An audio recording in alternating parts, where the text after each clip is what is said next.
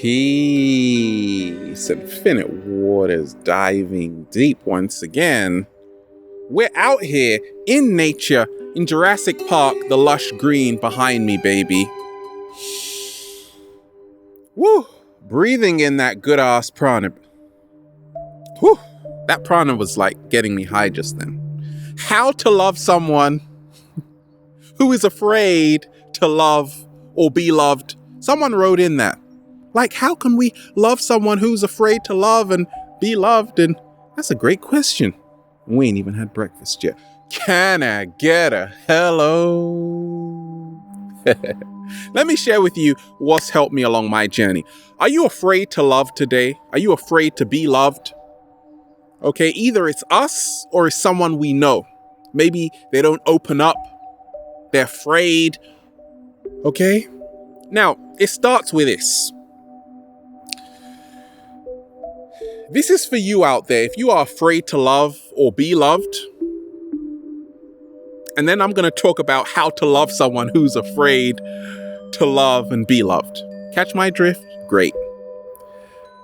Okay, you out there, are you looking at new relationships through old eyes? This is sexology, baby. Water, fire, hot, cold, yin, yang. We don't want to look at new relationships with old eyes because that means we have forgotten to change the lens. Slow motion this side. And that's what happens time and time again. People, instead of seeing who's in front of them, they might see their ex, maybe even a family member who didn't treat them right. And now they are looking at you with old eyes. Slow motion this side. I always tell people, the millions of people I inspire, that you've got to see new relationships with new eyes. You got to give people a chance. You might be afraid to love and be loved if you are carrying old energy into new relationships. Is that you out there? Bringing all your baggage? How many suitcases you got? Goodness gracious. Like 4, 5, 6. Okay, 6. You're bringing all of that baggage into a new relationship, into a new connection, into a new friendship. Ain't got nothing to do with me. Right? People bring baggage. And that's why many people are afraid to love, because once again, it's old energy resurfacing. They have forgotten to cleanse their energies. Many times people are afraid to love because they have a lack of trust. Confidence. That word comes from the Latin confidere, which means to trust. So someone may not have the confidence to trust themselves. That's why they are afraid to love and be loved. Insecurities are natural. I'm insecure about certain things. You might be insecure about certain things. Everybody's insecure about certain things, and that's okay. But you see, a lot of us, we allow insecurities to keep us away from loving other people. These insecurities could be in the form of jealousy. Okay, and the way around this, right? This is for you now. How to love someone who is afraid to love or be loved is communication. Communication is the key to opening someone up, right? But how do you communicate with someone who is closed off, insecure, doesn't trust anyone, not even the cat down the road?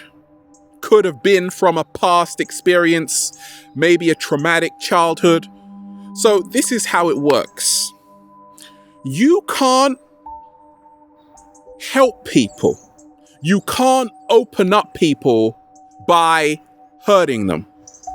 A lot of people hurt people, right?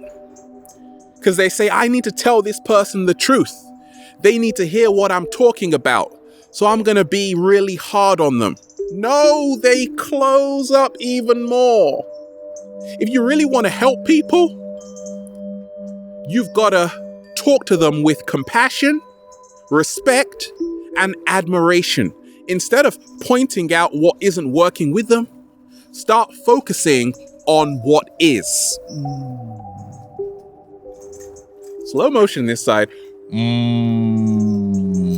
That is how people open up to us. And that's how to start loving people who are afraid to love. You've got to show them the love first.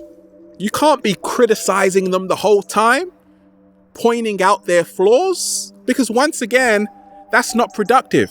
It's not going to help the situation. Many times you have to realize everything comes at the right time, at the perfect moment. You see, many times we are meeting someone when they're not ready. They're not ready to love yet because they haven't found love within themselves. Slow motion this side. There was a time when I didn't love myself 100%, so it was hard for me to love other people. But then I began to love myself 100%, and it became a whole lot easier. Now, if you were trying to love me back then, it would be hard because I didn't find it within me. But then I did. And then it became so fun, okay? Many times we have to realize, are we helping this person or are we keeping them in an arrested state of development? Are we hindering their growth by being a band-aid? Many times we might be a reason why people are afraid to love, because now they feel comfortable. If we don't change something, they won't change something. So you got to realize that, look, you can only do your best, but at the same time, you've got to gravitate to where you are celebrated and not tolerated. Because certain people just don't want to be loved. They're not ready to be loved because they haven't found it within themselves. So that is okay. Okay, you can't just force someone to start opening up if they're not ready, if they haven't been shown that, if they haven't gone through that process themselves. So what I found along my journey is that many people are afraid to love, to be loved, to share love. And the best thing you could do is to cultivate more love within yourself. Don't feel guilty for it, right? Don't blame yourself for it. Don't say, oh my gosh, it's me. No, a lot of people's problems have nothing to do with you when it comes to giving love and receiving love. Okay? Don't take it personal. It's not personal. We have to learn how to stop ascribing intent. What am I talking about? So let's just say you're around someone, maybe you're even in a relationship with someone. A lot of women write to me saying, Ralph, this guy doesn't want to commit to me. A lot of guys tell me the same thing. This woman doesn't want to commit to me, right? A lot of people are afraid of commitment. They may not be ready yet. Okay? They may not be ready for that yet. But ascribing intent is where, let's just say someone doesn't give you the reply you want. You say, I love you. And they just say, excuse me? Oh my gosh, my heart right now. Okay, so what I always tell people is this, that when you stop ascribing intent to say, okay, I've given love, if they aren't reciprocal, it's got nothing to do with me, but I'm gonna form a connection, a relationship which is reciprocal. You gotta ask yourself, does the shoe fit? You seen Cinderella, right, as a child? You can try and force it in. It's not happening, is it? No. Take it off. There's going to be a perfect fit for you. And you're going to know it because it's going to feel amazing. You're going to have this euphoria flood your whole body. You got to realize that everybody is at a different level of consciousness. 7-day vegan challenge. I'm eating a lot of plant-based foods right now. And I used to date a meat eater. And I loved her, but it didn't work out because we had a different level of consciousness. I was here stuffing strawberries in my mouth, pears and apples, and eating a lot of kale and almonds, and drinking almond milk. And she didn't want to know about that. That's okay, right? Because then I found someone who loved to eat a lot of plants like me. And then we had a great time.